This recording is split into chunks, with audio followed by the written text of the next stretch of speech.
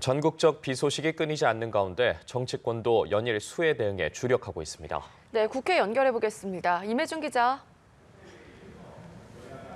네, 국민의힘 김기현 대표와 지도부는 오전 중앙재난안전대책본부 상황실을 방문했습니다. 어제 충북과 충남을 찾은 데 이어 오늘은 전국적인 피해 집계 현황을 살펴보고 당정 회의를 통해 구체적 지원책 마련에 머리를 맞댔습니다.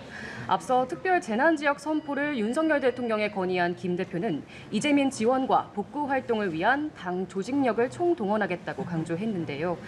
포스트 4대강 사업 진행과 수자원 관리 책임 부서 변경 등 근본적인 대책 마련의 필요성을 강조하면서 청주 오송읍 지하차도 참사 사건에 대해선 책임자 엄벌을 주문했습니다. 오송 지하차도 침수 피해의 경우 인재라고 하는 비판이 쏟아지고 있습니다. 이 점에 대한 철저한 감찰과 조사 및 수사가 필요합니다. 책임자에 대하여는 신분과 지위, 고하를 막론하고 엄정한 문책이 따라야 할 것입니다. 네, 마찬가지로 수해 지역을 연일 점검 중인 더불어민주당 이재명 대표는 폭우로 농경지가 침수된 전북 익산시를 찾아 현장을 둘러보고 이재민들의 고충을 들었습니다. 이보다 앞서 야당은 신속한 피해 복구 지원을 위한 여야정 TF 구성을 주문하는 동시에 이번 비 피해로 추경이 불가피해졌다고 주장했습니다. 홍수 피해가 상상 이상으로 커져서 추경 편성의 필요성이 더욱더 분명해졌다, 이렇게 말씀을 드리고 국민의힘의 긍정적 답변을 기다리겠습니다.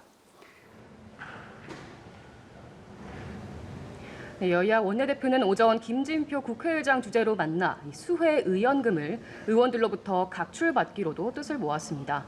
오는 27일 본회의를 다시 한번 열기로도 합의했는데 국회에 발의돼 있는 침수 관련 법안들에 대한 우선 처리에도 나설 것으로 보입니다. 다만 동시에 야당은 국내 피해가 극심할 때 컨트롤타워가 부재했다는 지적을 이어갔고 여당은 정쟁화 시도를 멈추라면서 신경전도 벌였습니다. 네, 오후에는 본회의가 열리죠. 네, 그렇습니다. 오늘 본회의에서는 영아 살해, 유기에 대한 처벌을 강화하는 이 형법 개정안에 대한 표결이 이루어질 예정인데요.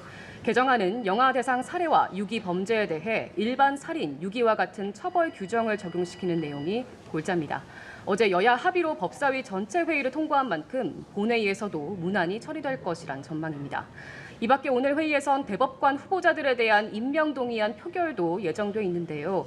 여야는 서경환 대법관 후보자에 대한 청문보고서 채택에는 일찍이 합의했지만 이 고액 의견서 논란이 일은 권영준 후보자에 대해선 회의를 다시 열어 채택 여부를 재논의하기도 했습니다.